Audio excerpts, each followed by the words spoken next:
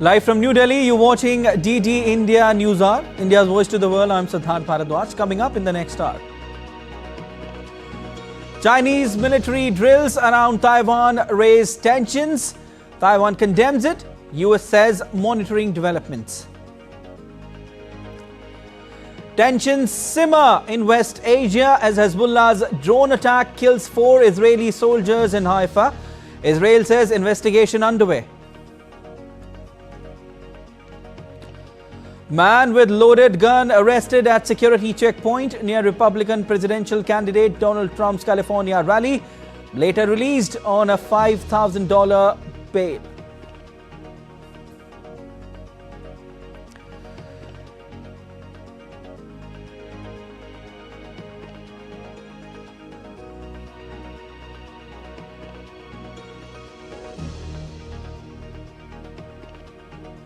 India's President Droupadi Murmu interacts with the Indian community in Algeria, highlights India's role in global development.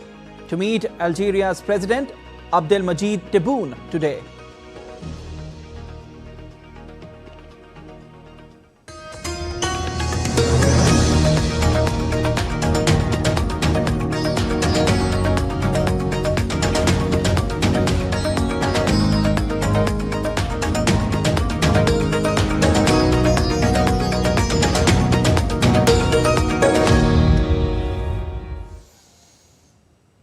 China on Monday launched military drills around Taiwan, sending jets and warships that encircle the island.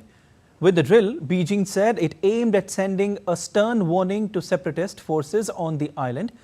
This is the 4th round of large-scale drill in the past 2 years without declaring an end date. The Chinese media reported the People's Liberation Army conducted exercise to test the capability of its troops to coordinate across multiple arenas, mount systematic attacks and launch precision strikes. In a statement, the Chinese military's Eastern Theater Command said the Joint Sword 2024B drills were taking place in the Taiwan Strait and areas to the north, south and east of Taiwan. It further stated its ships and aircraft are approaching Taiwan in close proximity from different directions, focusing on sea-air combat readiness patrols, blockading key ports and areas, assaulting maritime and ground targets and joint seizure of comprehensive superiority.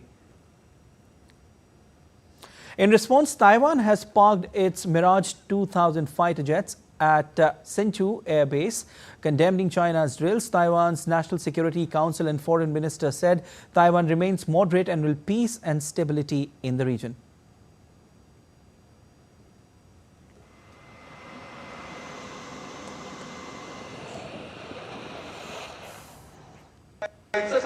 On this land, democracy and freedom are growing and thriving. The People's Republic of China has no right to represent Taiwan. As President, my mission is to ensure that our nation endures and progresses, and to unite the 23 million people of Taiwan. I will also uphold the commitment to resist annexation and encroachment upon our sovereignty. Taiwan is monitoring China's military drills by watching the movement of China's rocket force, calling China's move irrational and provocative. Taiwan's defense ministry said it has raised the alert posture on outlying islands and called the exercise an attempt to jeopardize the security situation in the Taiwan Strait. We also need to stay calm and confident to prevail in the struggle between democracy and authoritarianism. We will stay moderate and responsible and work hard to maintain the cross-strait status quo to help maintain peace and stability in the region. United States, meanwhile, said that Biden administration is monitoring the PLA exercise around Taiwan. The Biden administration, in a statement, urged the Chinese government to avoid any further actions that may jeopardize peace and stability across the Taiwan Strait and in the broader region. It further said no justification for military exercises and pressure campaigns in response to a routine annual speech. The US reiterated its one China policy has not changed. The US said it opposes unilateral changes to the status quo from either side and support cross-strait dialogue. The US further said it expects cross-strait differences to be resolved by peaceful means. Well, to talk more on this, I've been joined by Mohan Kumar. He is a former senior diplomat Sir, a very warm welcome to the broadcast. Now, I want to know, first of all, was it on the cards? Because some experts say it was. Well, I think if you agree with the theory that the Chinese will tend to pick an opportunity when the world is busy elsewhere, that the focus is so much on what is happening in the two theaters of conflict, which is Ukraine and the other, which is West Asia, that you should have expected trouble in Indo-Pacific. Also, Chinese have been incrementally doing things in Indo-Pacific. So it's not the Chinese style to really do something dramatic. What they are doing is incrementally ratcheting up the pressure in Indo-Pacific. And that will result in a situation where countries What is it will signifying, sir? If they are mounting pressure, what is it signifying? I think it signifies the new assertive China. And China wants to test out the United States as to whether the US is capable of handling three theaters at the same time. You said in your statement that the US is monitoring the situation. Yeah. Well, the Chinese would like to know whether you are merely going to monitor the situation or will you act? Because that is what they want to know. So that if there is a move that is being planned by China, let's say in Taiwan or the South China Sea or the East China Sea, they would like to have a good fix on whether the US will really... So these are provocative actions for the United States as well, sir. This is what you're saying? Absolutely, because these are US allies, essentially. So the US is duty bound to come to the help of Philippines or Japan or even Taiwan for that matter. They can't keep quiet. The United States cannot keep quiet. I think what the Chinese are doing is pushing the envelope as much as possible to try and see where the red line is there for the United States. That's what they are trying to test out. Okay. So, sir, you're trying to say that this is a deliberate action to see US's reaction at a time when US is busy in two other fronts. Oh, 100%. That's what I'm saying. I'm merely saying that they are testing out whether the US is capable of handling three theaters at the same time. There is the Ukraine theater, there is the West Asia theater. And God forbid if something happens in Indo-Pacific, will the United States be really able to respond substantially or meaningfully? That's what the Chinese want to know. And they will keep pushing the envelope until they get a reaction from somewhere. So we will have to wait and see. But these are provocative actions, without a doubt. Yeah, correct. Sir, as far as military drills are concerned, do you see something big coming from China? They have already described it as stern warning to Taiwan. No, on the military drill and the warning thing, I think the Chinese will continue to do what they do and then keep saying that, listen, this is a warning, please be careful, etc. But I think the whole approach of China is to see how much they can push the envelope. That's why I keep using that expression. The Chinese want to be clear as to how they can push their claims under the 9-dash line. Anything that is a pushback against the 9-dash line will be considered weakness on the part of China. Now, more and more countries which insist on the United Nations Convention on the Law of the Sea, the tribunal which ruled against the 9-dash line, all that is a problem for China. And the Chinese, therefore, cannot win legally the concept of a 9-dash line. Can they do it in actual practice? So, de jure, you cannot win, but can you win in practice?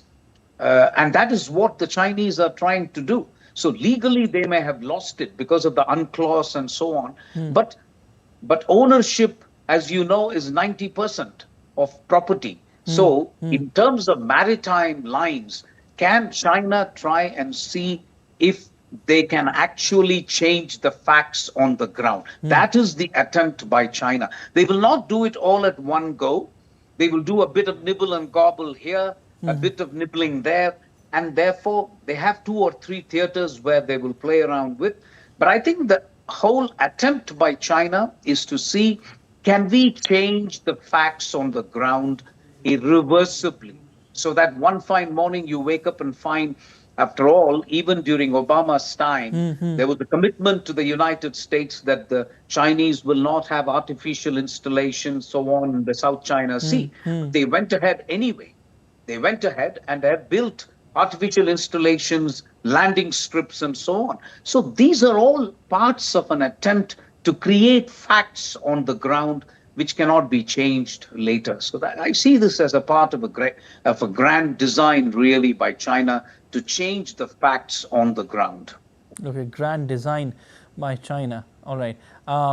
Sir, Taiwan's defense ministry said it strongly condemns the drills as an unreasonable provocation, like you were also mentioning earlier, by China, and said that it has dispatched its own forces. How effective do you think are Taiwan's defense strategies when it comes to countering potential threats from China?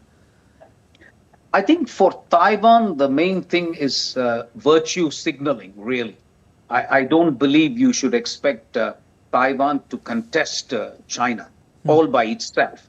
But I think what Taiwan is doing is signaling to China that, listen, your attempts have not gone unnoticed, that we will not keep quiet. But that's all that Taiwan can do. You cannot expect Taiwan to do much more. But what I expect the Taiwanese authorities to do at this stage is to keep in touch with the Americans, and they will have briefed the Americans about these drills. They would have briefed the Americans about actions by China, and we will have to wait and see how the U.S. reacts to it. I mean, it's not just U.S. monitoring the situation. We will have to wait for a more substantive statement by the national security spokesperson in Washington, D.C. And we will have to see what actions the U.S. will take. Will they move aircraft carriers down to the South China Sea and so on? That will be the next step, and that was what will actually be interesting to watch. All right. Thank you so much, sir, for joining in on the broadcast. The US-India Strategic Partnership Forum is hosting its annual India Leadership Summit 2024 in New Delhi to enhance bilateral trade, supply chains, semiconductor investment, AI and next-gen technologies cooperation. This summit follows on the heels of India's Prime Minister Modi's successful visit to United States for the 6th Quad Leaders Summit and the United Nations General Assembly. The day-long summit also aims to bolster defense ties, promote clean energy and secure a free and open Indo-Pacific. The summit offers a vital platform to strengthen the dynamic strategic partnership between Washington and New Delhi. India's External Affairs Minister Dr. S. Jaishankar highlighted key ways to strengthen US-India strategic and economic ties, as well as emphasized upon the natural synergy between the two nations at the US-India Strategic Partnership Forum that began in New Delhi on Sunday. India's External Affairs Minister S. Jaishankar is expected to attend alongside Prime Ministers of China and Russia, among others. The summit of the Shanghai Cooperation Organization grouping will take place on October 15 and 16 amid heightened security and the deployment of the army. The meeting of the SCO comprises 9 full members, including China, India, Iran and Russia. Meanwhile, restrictions under Section 144 have been imposed in Karachi city. Authorities will also shut down the capital Islamabad amid recent terrorist violence and political unrest, including a deadly attack on a convoy of Chinese engineers in Karachi. North Korea has warned Seoul of horrible disaster if South Korean drones are found flying over Pyongyang. North Korea's artillery units near the border have been ordered to be ready to fire. North Korea has blamed the South Korean military for the practice. It has also been floating balloons with trash into South in reprisal. On Friday, North Korea accused South Korea of sending drones into Pyongyang at night this week and last, and said the intrusion demanded retaliatory action.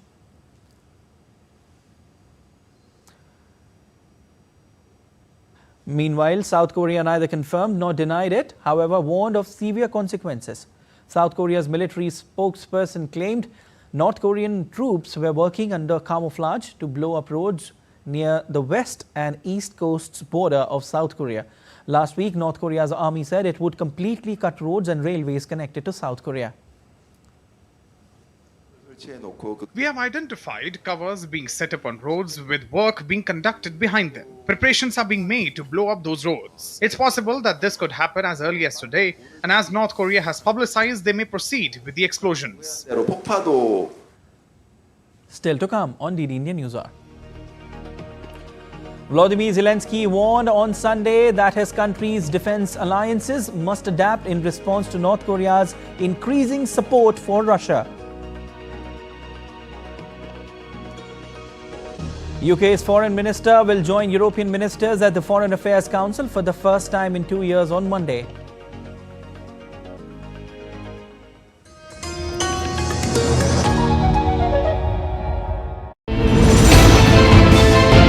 Geopolitics and trade deals. Economic challenges amid development. Hard work and the path to prosperity. It's the economy always. Between walkers, money is what money does and says. Supply creates its own demand. Between the bulls pulls and bears tears. When supply chains globalization and India rises to the podium. We'll get you centered with the economic brief at 8 p.m. every Thursday on DD India.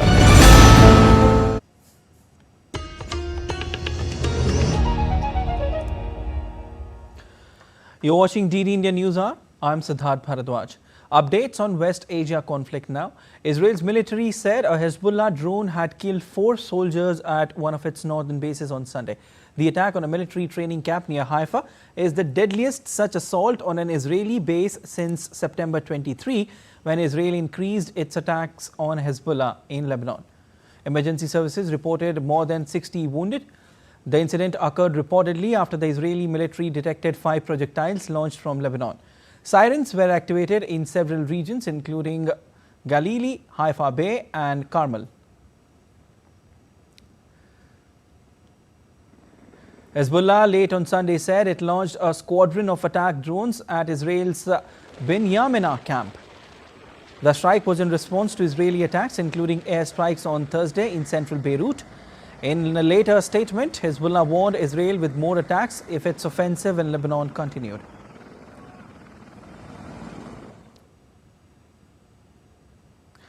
The Israeli army took journalists to what they said was a Hezbollah tunnel shaft some 200 meters from a UN post in southern Lebanon on Sunday. Brigadier General Yiftach Norkin told reporters that these tunnels were among hundreds of tunnel entrances and underground bunkers used by Hezbollah to store weapons and hide fighters. Israeli officers said the presence of the tunnels was evidence that Hezbollah had built military infrastructure around UN and civilian settlements, using them as cover. IDF further said that structure built by Hezbollah is against every part of the 1701 decision.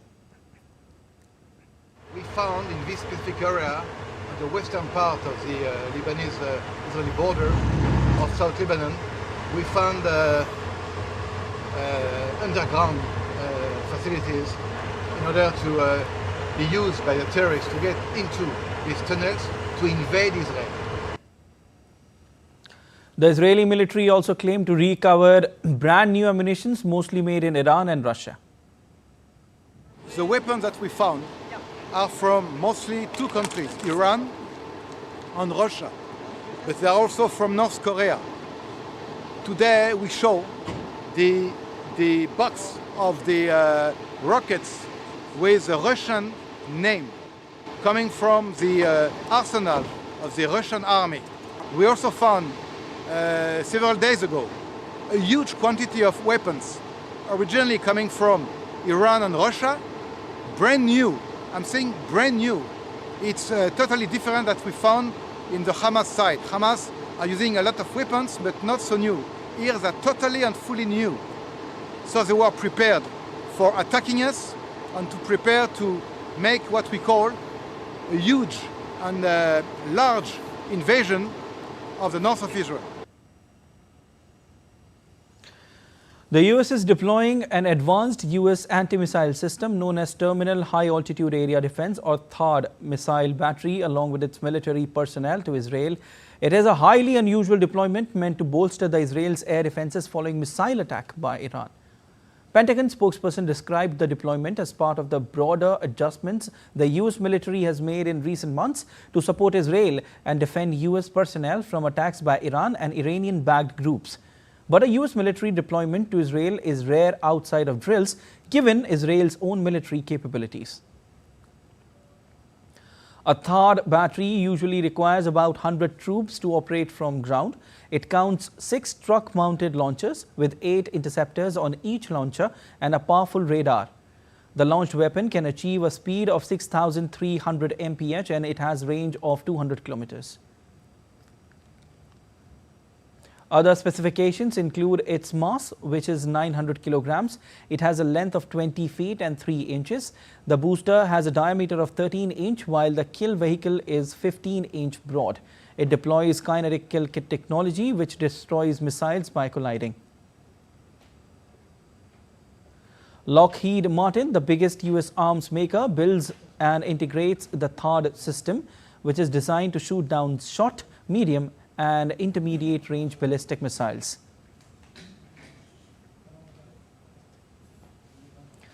Raytheon under RTX built its advanced radar. The Pentagon said a THAAD was deployed to southern Israel for drills in 2019, the last and only time it was known to be there. Iran said on Sunday that it was ready for war but did not seek it as the West Asia remained on high alert. During a news conference with his Iraqi counterpart in Baghdad, Iranian Foreign Minister Abbas Araghchi said Iran wants peace but is prepared for any kind of circumstances conflict escalates. We are prepared for any kind of circumstances. We are ready for war, but we are also ready for peace. This is the definitive stance of the Islamic Republic. We are entirely ready for a military conflict. We are not afraid of war, but we do not wish for war. We want peace and we will seek a just peace in Lebanon and Gaza.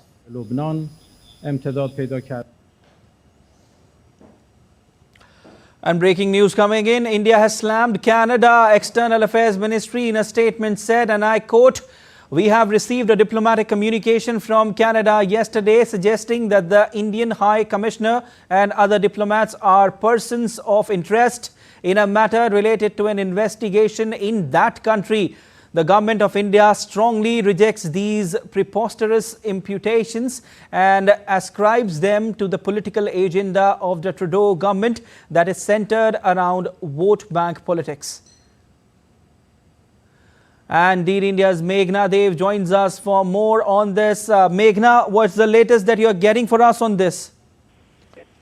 Well, Siddharth, it's a very long statement that India has released in this matter, and we definitely do see that in very strong words, India has very strongly retaliated in a sense or reacted to the diplomatic communication wherein the High Commissioner, the Indian High Commissioner to Canada, and other diplomats, the Indian diplomats, are the persons of interest in this matter related to the investigation.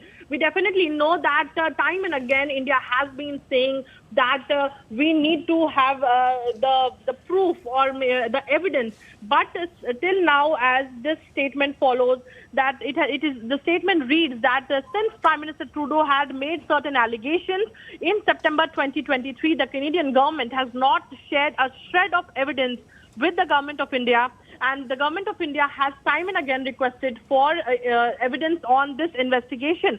But the Trudeau government has failed to provide any kind of evidence, and without providing any evidence, this kind of diplomatic communication stating that the Indian High Commissioner and other Indian diplomats are persons of interest is something that India has very, very strongly reacted to. Now, what the communication also states that the latest step follows interactions that have again witnessed assertions without any facts. Now, this actually leaves little doubt that on the pretext of an investigation, there is a deliberate strategy of smearing India for political gains. Now, obviously, time and again, Prime Minister's hostility to India has been very evident, and when we actually see that the statement also says about the High Commissioner Sanjay Kumar Verma, who is the person of interest in this situation in the diplomatic communication from Canada. It has been said that High Commissioner Sanjay Kumar Verma is India's senior most serving diplomat. He has a distinguished career spanning over 36 years. He has been ambassador to Japan, Sudan, Italy, Turkey, Vietnam, China, and these kind of aspersions on him by the government of Canada deserve to be treated with contempt. So very strong reaction coming from India in this regard. And not to forget, Siddharth, if we look, just last year, we have also been seeing that time and again, India had been calling out for parity in Canadian diplomatic presence in India, wherein India had said that they had seen a statement by the government of Canada regarding Canadian diplomatic presence in India and the state of the bilateral relations. Much higher number of Canadian diplomats in India and their continued interference in internal affairs did warrant a parity for mutual diplomatic presence. So there were a huge number of Canadian diplomats in India, but they were, they were releasing a statement saying that the government of Canada to our government, to the government of India, to reduce the number of diplomats. So this has been a scuffle that has been, unwarranted, we can say, allegations without evidence, and a kind of strategy which looks like a deliberate strategy to smear India for political gains, very evident. And this statement by the Ministry of External Affairs is just exposing that. Clearly looks like vote bank politics here, Meghna. Meghna, what steps is the Indian government considering if diplomatic tensions escalate further? So, as the statement also reads that the government of India has taken cognizance of the activities of the Canadian High Commission in India that serve the political agenda of the current regime. Now, this has also led to the implementation of the principle of reciprocity in regard to diplomatic representation. As I said, that the parity in Canadian diplomatic presence in India had been, discussed last year also, and this was the time of October, so it's been almost a year for that. Now, India has now reserved the right to take further steps in response to these latest efforts of the Canadian government, which is these kind of concocted allegations against Indian diplomats. So we will have to see, obviously, in such situations, the diplomat or the High Commissioner will be summoned, or, such kind of situations arise. But we will have to see what steps does the government of India take in response to the latest efforts of the Canadian government for, such allegations, specifically against Indian diplomats. So this is something that India has not held back on reacting very strongly. This latest development, targeting Indian diplomats is just another step in that direction. So, it has also one more thing, Siddharth, here, that the statement has clearly said that the Prime Minister Trudeau's naked interference in Indian internal politics in December 2020 showed how far he was willing to go in this regard. In the the association with extremist and separatist agenda regarding India. So this is something that India has very strongly reacted to. We'll have to see what more steps that the Indian government take to actually rebut this kind of allegation against Indian diplomats. All right, we leave there. Thank you so much, Meghna, for all those details and for your analysis. And still to come on DD India News Hour. The Global Standards Symposium 2024 brings together global leaders and policymakers to address the governance of emerging technologies like AI and 6G. An Air India flight operating from Mumbai to New York was diverted to Delhi following a security concern arising out of bomb threat.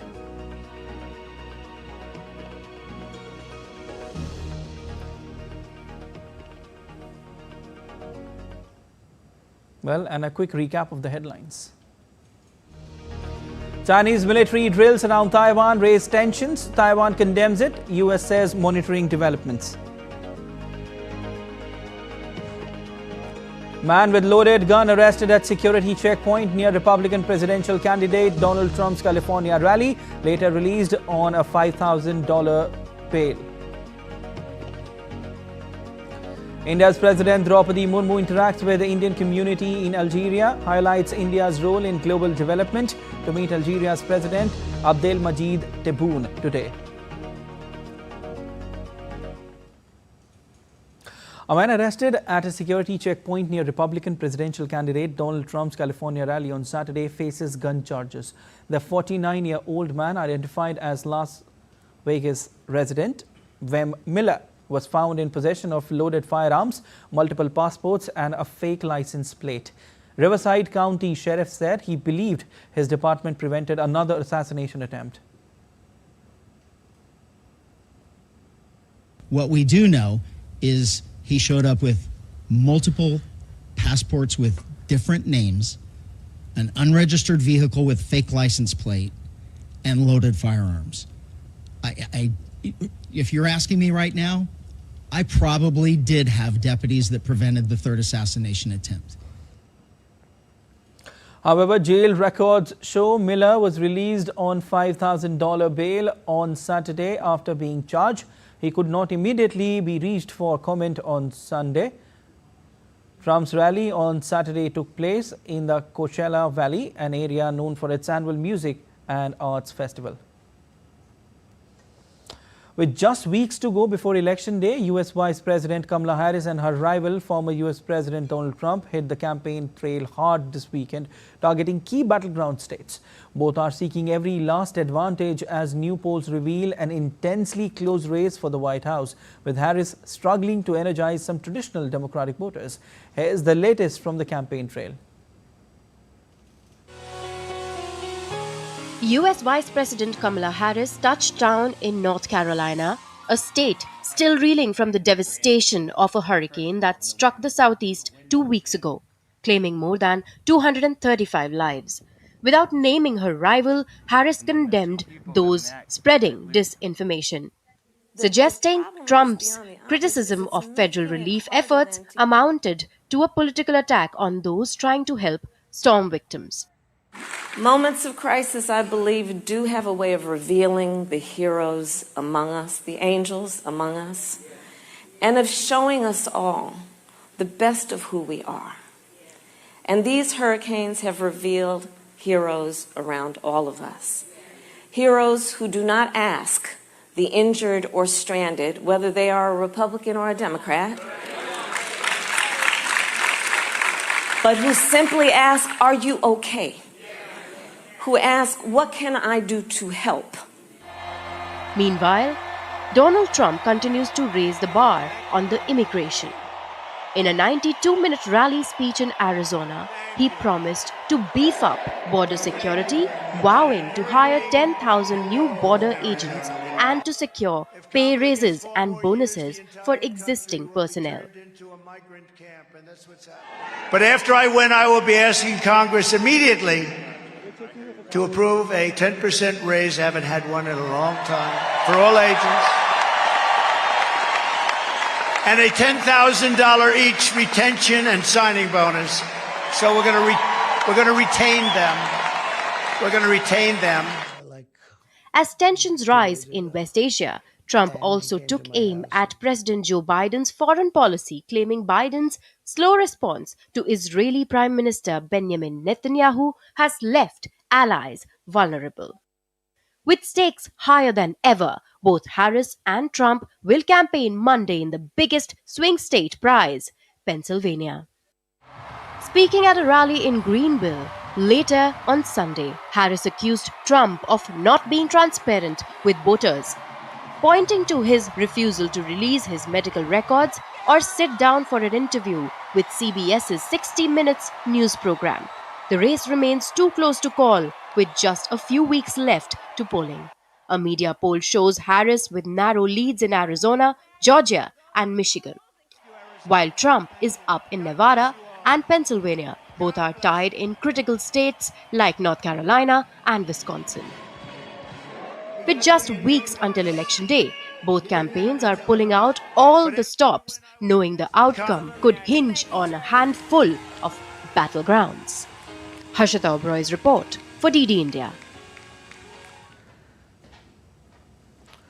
The UK's foreign minister will join European ministers at the Foreign Affairs Council for the first time in 2 years on Monday, as the new government looks to reset relations with the continent. David Lammy will join with a group of 27 EU foreign ministers for talks in Luxembourg on the Middle East and the war in Ukraine. Lamy said this visit is an opportunity for the UK to be back at the table, discussing the most pressing global issues with our closest neighbours and tackle the seismic challenges we all face. The UK's Foreign Ministry highlighted Ukraine as prime example of how UK-EU collaboration makes a tangible impact. It pointed to joint sanctions on Russia, coordinated training of Ukrainian troops and the mutual work on humanitarian support. Let's take a look at other stories making news around the world.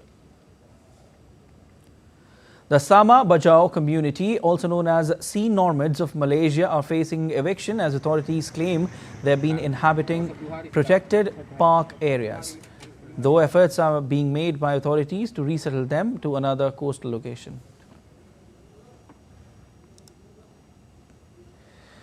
The recent parliamentary elections in Lithuania have left people speculating as to which party is going to make the government. The two major parties are in a tight race, and the runoff vote on 27 October will be the deciding factor.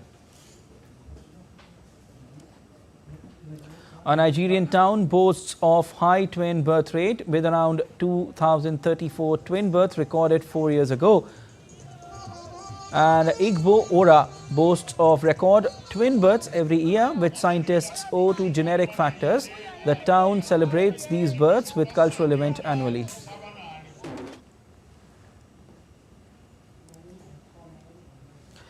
The Global Standards Symposium 2024 brings together global leaders and policymakers to address the governance of emerging technologies like AI and 6G.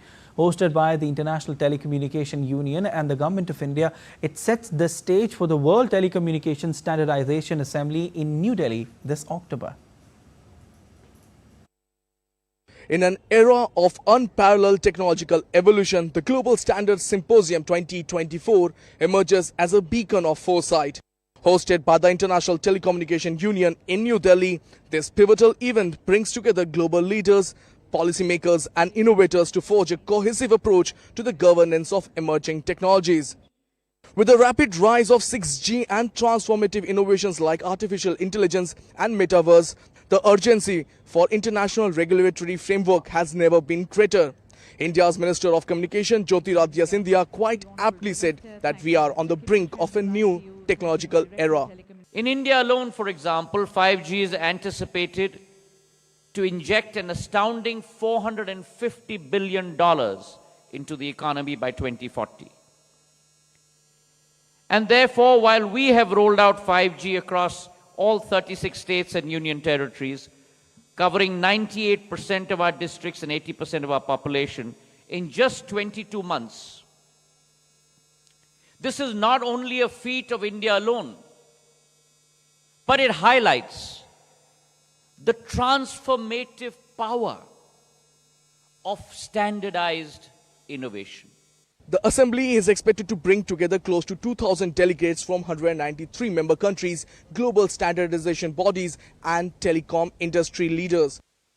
In the Global Digital Compact that was adopted by member states last month, we do see a consistent call for harnessing the power of standards.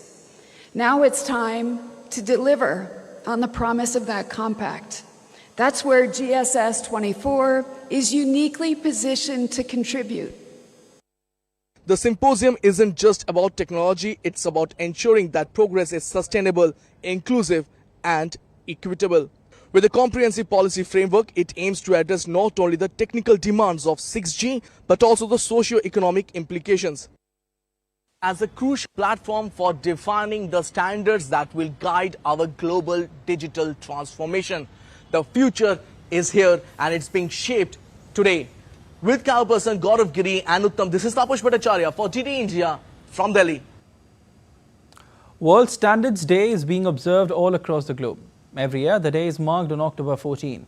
The theme for the day this year is on a shared vision for a better world, addressing health and well-being issues by effective standards.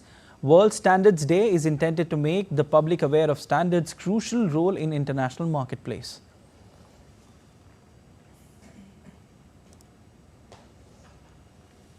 Recently, Australia announced that India had become its 50th working holiday maker partner. This new visa initiative allows Indians to visit Australia for 1 year, where they can work and study short-term while holidaying. DD India's Jessica Taneja spoke with Assistant Minister for Immigration in Australia, Matt Thistlethwaite. Listen in. We have with us the Australian Assistant Immigration Minister, Matt Thistlethwaite. Thank you for joining us on DD India this morning. A wonderful initiative indeed. But with this visa program, as you said, which started on October 1st, what was the idea behind it and the need to do it now?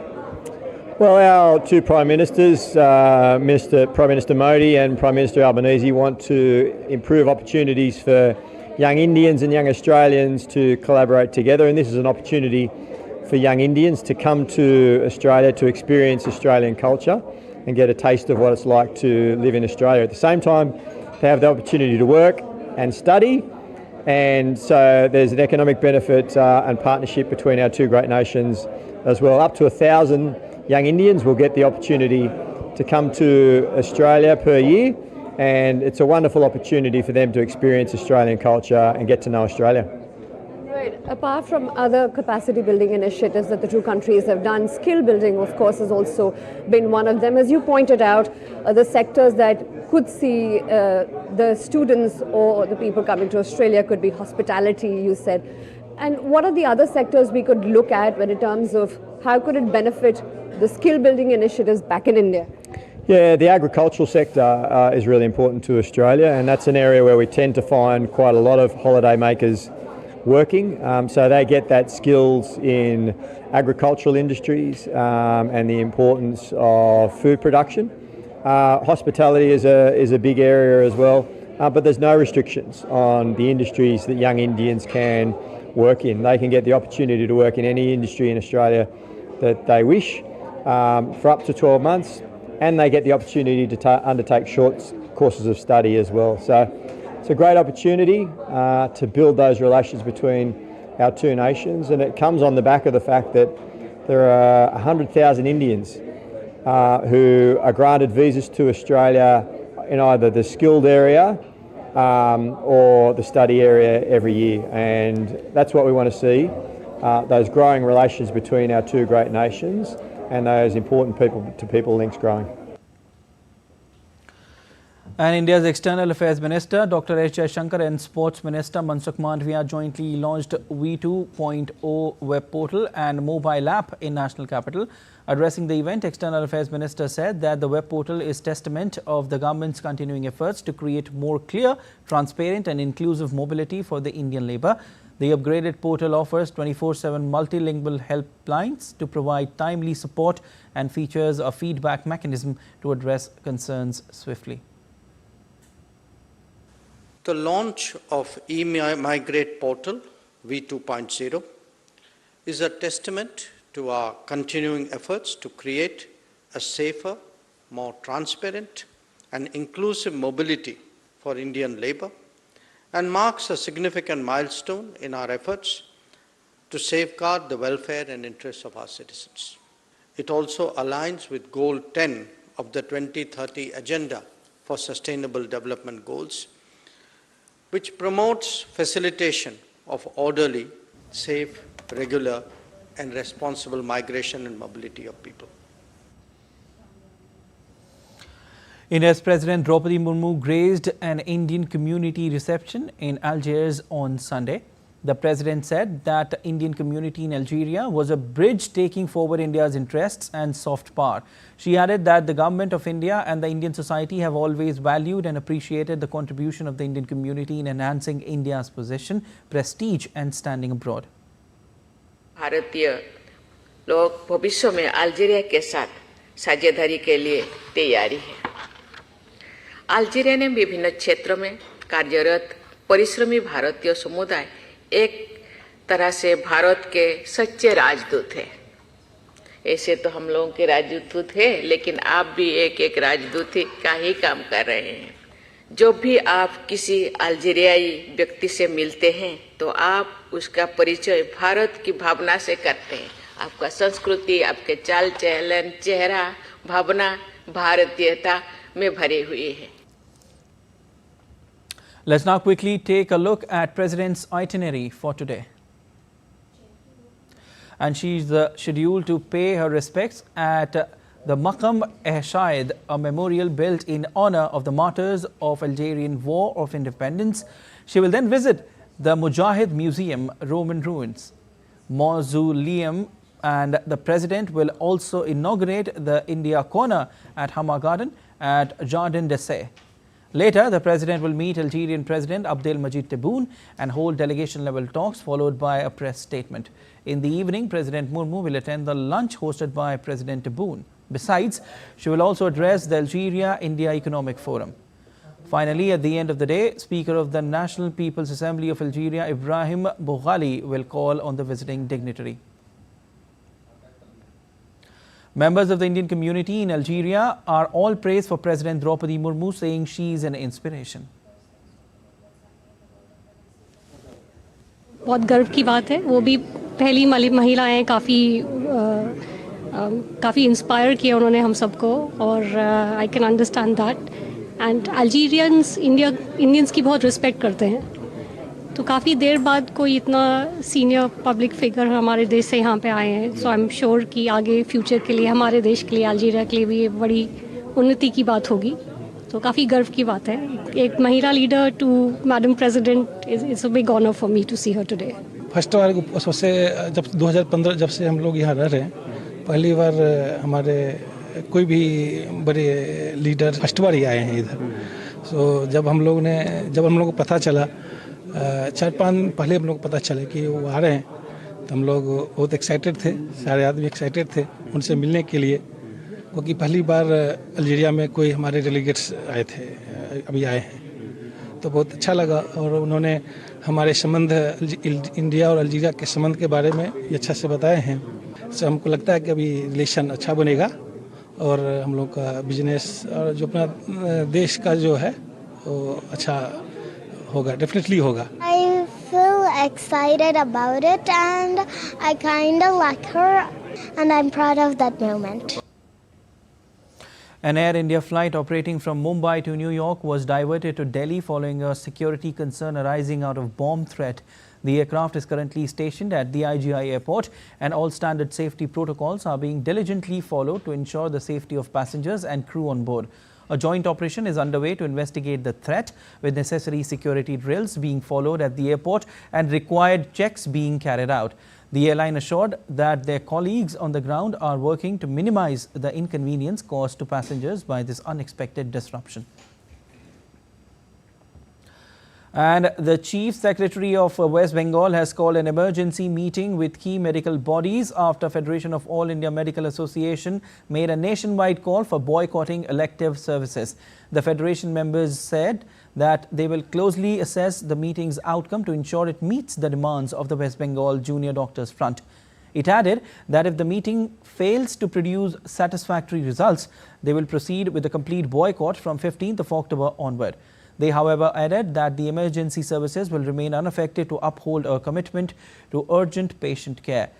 Notably, junior doctors have been on fast unto death since October 5 and demanding justice for the deceased woman medic at the RG Kaur Medical College and Hospital, besides addressing other issues as well.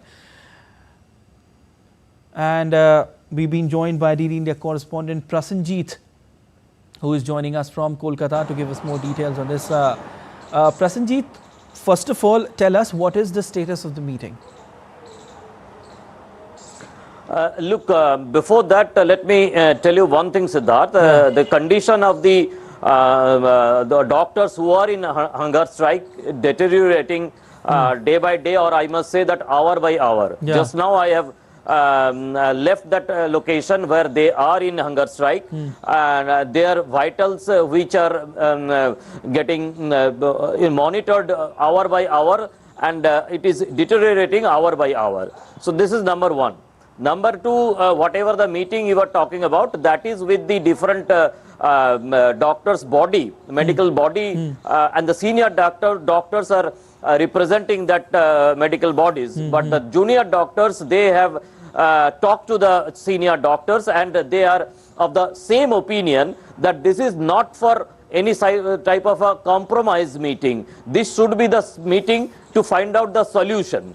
So they are not intended to go for any compromise, whether the meeting is attended by the senior doctors or different medical bodies or by the junior doctors. The only one thing that we have 10-point demands. So that 10-point demands, 9 of those can be mated by the state government. The first demand of the justice, that is under CBI and the Supreme Court monitoring that. So no way such meeting, they are saying that this cannot be any compromise meeting, Siddharth.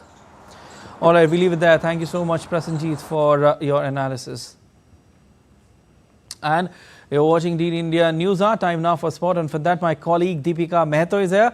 Hi Deepika, tell us what is happening in the world of sport. A lot, I believe. The semi-sport for the Women's T20 Cricket World Cup Indian team looks a bit dicey right now. So first, let's get our viewers a quick update from the ongoing T20 Women's Cricket World Cup. Well, India is hoping of reaching the semi-final spot of the Women's T20 Cricket World Cup, but it has already taken a major hit on Sunday after the Harmanpreet Kaur-led side lost to Australia in their final group game. The defeat left India second in the points table, but New Zealand can overtake them with a victory over Pakistan on Monday. Australia entered the semi-finals unbeaten, winning all 4 of their group games. Chasing 152, an early collapse of 6 for 31 left Harmanpreet the last batter standing, and despite a second successive half-century, she could not take India over the line alone. India, however, can still reach the final if Pakistan win against New Zealand on Monday. Any margin of victory for New Zealand will eliminate India, but a Pakistan victory will decide the semi-finalists basis the net run rate. Now, in men's cricket, huge setback for Australia as all-rounder Cameron Green is set to miss the home test series against India. Green is expected to be sidelined for at least 6 months due to injury on a stress fracture on his lumbar spine. The fast-bowling Green was diagnosed with a lower back injury, fanning speculation about his availability for the Indian tests. Cricket Australia confirmed that Green was considering surgery by New Zealand specialists who've previously helped other fast bowlers overcome back stress fractures. The injury is a major blow to Australia's hopes of beating India in the 5-test series starting the 22nd of November in Perth. Now, the Men's Selection Committee on Monday announced the India A squad for the upcoming Men's T20 Emerging Teams Asia Cup 2024, which is to be played from the 18th till the 27th of October in Muscat, Oman. The Indian team is placed in Group B with Oman, Pakistan and the UAE, while Afghanistan, Bangladesh, Hong Kong and Sri Lanka are in Group A. The men in blue will begin their campaign by facing Pakistan A on the 19th of October at Oman Cricket Academy in Muscat. India A squad will be captained by Tilak Verma, whereas Abhishek Sharma will be the vice-captain. Let's talk about tennis now. World number 1 Jannik Sinner is the new winner of Shanghai Master 2024. Sinner not only added 7th trophy of the year to his cabinet, but also dashed the hopes of Djokovic, who was looking forward to add 100th title trophy to his kitty. Here's more. World number 1 Jannik Sinner added another trophy to his cabinet, winning the coveted Shanghai Masters title on Sunday. With this, he also dashed Novak Djokovic's bid to add a 100th singles title to his kitty. The Serbian had been hoping to become only the 3rd man to win 100 singles titles on the tour in the professional era after Jimmy Connors and former rival Roger Federer, who were watching on from the stands alongside 4-time Grand Slam champion Carlos Alcaraz. World number 1 Jannik Sinner said he did his best to roll with the punches and prevent his ongoing doping controversy from affecting his performances after he beat Novak Djokovic by 7-6, 6-3. This year has been very, very tough for me because of other circumstances, and I at points I lost a little bit of smile because I had some issues off the court, and they're still in my mind sometimes, and so it's never easy to play in this kind of circumstances where I am in.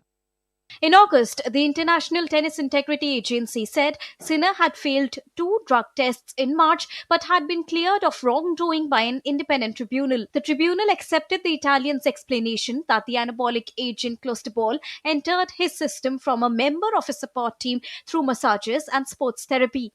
Speaking on this victory, Sinner said he's not comfortable with the situation he's in. People, they think that, you know, by winning or having success that you don't have any problems, but it's not true, you know, because the situation where I am in, obviously, is not comfortable, and I wish I would not be in this position where I am right now, off the court, and playing freely more on the court, and trying even to enjoy it a little bit more. But you know, you have to accept it. You know, I feel like that I'm strong when I go on the court, trying to don't think about it, and then trying to stay focused about everything I do, and then I give 100% in every single, you know, match or practice, or, you know, when I wake up, I try to be focused on every single thing I do. But then, of course, I have moments where I think about it, which is not comfortable and not the best part. Sinner's victory over 24-time Grand Slam champion Novak Djokovic has taken his trophy count for the year up to 7, including 2 Grand Slams, 3 ATP Master 1000 titles and victories in Rotterdam along with Hall. Sports Desk, DD India. So those were the top highlights of the hour from the world of sports. Back to you, Siddharth. Thank you so much for all those updates, Deepika. And now, the ongoing BFI London Film Festival 2024 brings out world's best new films, series and immersive storytelling to the audience. The fest features stars from all corners of the world, bringing their innovative charisma to the screen. The 12-day fest began on October 9 with a variety of films, documentaries and gala. Stay tuned as we dive into the cinematic magic. We stay moving, we stay light, we stay agile. The conductor's going to come through taking tickets. We tell him we're going to the bathroom. Sunday evening marked a star-studded beginning with the premiere of comedy drama A Real Pain. Written and directed by J.C. Eisenberg, the movie centers on cousins' trip to Poland to visit their grandmother's birthplace. The trip that takes them to Polish sites, including a Nazi concentration camp. The film features locations where Eisenberg's real-life family members settled. Responding to the early Oscar buzz around the film, Eisenberg was left surprised with the overwhelming response to the trailer. Yeah, this story came from a million different things. One is that it's like very personal in the sense that it's about where my family is from. We even filmed the movie inside the house where my family lived up until 1939. So there's this very personal element, and then there's a big fictional element, which is about these two cousins and the kind of resentments that have built up over 40 years of their lives together. The Narcos and Game of Thrones fame Pedro Pascal walked down the red carpet on Sunday promoting his upcoming movie The Wild Robot. The animated science fiction story features Pascal as Fink, the fox adapted from Peter Brown's series of books by the same name. People are mean to foxes. You know, one of my favorite things about London is actually when I catch a fox. In LA, we see coyotes, and in New York, we see rats. And here you see foxes. Continuing the theme, actor Bill Nye is said to have lived with the geese in order to adapt the character. Earlier this week, the fest featured stars like Sam Mendes and Selena Gomez walking past the red carpet. The 12-day fest is expected to shine with award-winning films, documentaries, series and new releases keep audiences on toes. Bureau Report, DD India. That's all for this edition of DD India News Hour, but let us know your thoughts on the news of the day. For those on the go, you can get all the latest news and updates from India and across the world on the DD India mobile app. The app is available on both Android and iOS platforms, and you can scan the QR code to download now. We'll be back with more news as it breaks here on DD India. I'm Siddharth Bharadwaj from all of us here in Delhi. Thanks for watching DD India News Hour.